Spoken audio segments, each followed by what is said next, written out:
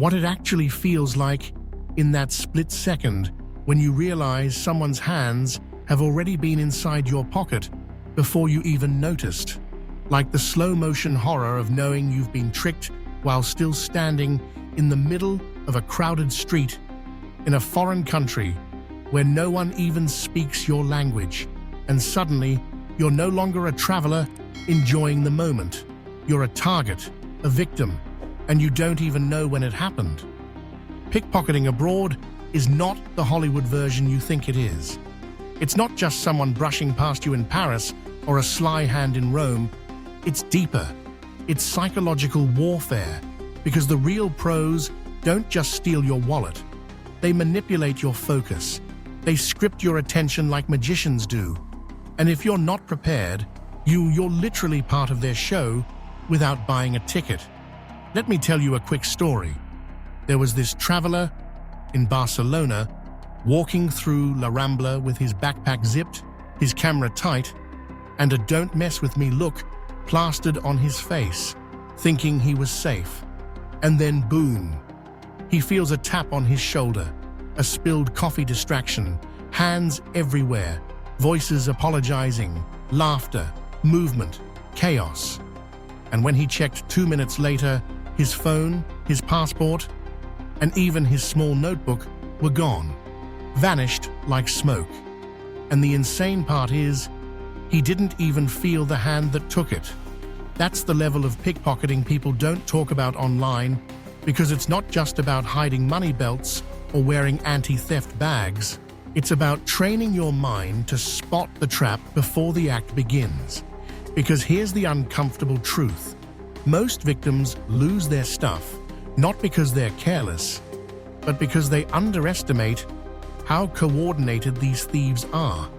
They don't just work alone. They use kids. They use old women. They use musicians, beggars, fake police officers, even friendly tourists who aren't tourists at all. And if you think you'll just notice something suspicious, you're already behind. What you need to do is flip the game. Train your attention to scan like theirs. For example, when you walk into a crowded train station in Milan or Mexico City, don't only watch your bag, watch the people watching you. Notice the pairs. The ones who don't seem rushed. The ones with empty hands, but eyes tracking movements. Because pickpockets are lazy hunters. They pick the distracted prey, the confused, the overloaded traveler. So change your body language. Walk like you know where you're going. Don't keep checking your map like you're lost. Don't let your hand hover over your pocket where your wallet is, because that's literally giving them the answer sheet to the test. And here's another piece of insight nobody tells you. Sometimes the best way to protect yourself is not hiding your valuables, but carrying something worthless in an obvious pocket, a decoy wallet with expired cards, or a few small bills, something easy to grab, so if you do get targeted, they go for the bait and leave, and you still walk away intact. I learned this from an old backpacker in Istanbul who told me he'd been robbed 7 times but never actually lost anything important because the thieves took exactly what he wanted them to take. And that blew my mind. Sometimes protection isn't about fighting off the enemy, it's about redirecting them. Another trick, and this sounds strange, but it works, is to break your money into multiple hiding spots, not just the usual socks or money belts, but like folded inside a crumpled tissue packet, behind the battery in an old cheap phone, or even tucked in the lining of a local newspaper you pretend to be reading. Pickpockets thrive on speed, not persistence. If they can't get it in under 5 seconds, they move on. And don't underestimate performance.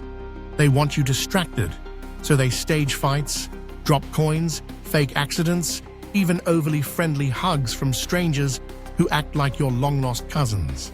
The way to fight this isn't paranoia, it's awareness. You don't need to be scared of every person who smiles at you. You just need to carry yourself like someone who can't be played. Think of it as street confidence. Even if you're lost, pretend you're not. Even if you're nervous, breathe like you belong. Because here's the ultimate truth. Pickpockets don't want a fight, they want a fast win. And when you project energy that says, "I'm alert, I'm not your easy meal," 9 out of 10 times, they'll move on to the next distracted tourist, taking selfies with their bag wide open. And here's the last twist. Protecting yourself from pickpockets abroad is not just about saving your wallet. It's about saving your trip, your freedom, your peace of mind. Because once your passport is gone, your vacation turns into a nightmare of embassies, police stations, and wasted days. So when you step off that plane into a foreign city, ask yourself this. Do you want to be the clueless traveler who becomes another sad story on TripAdvisor, or the sharp one who saw the trap before it snapped shut? The choice is yours, but remember, pickpockets are not just thieves, they're performers, and the only way to beat them is to refuse to play their game.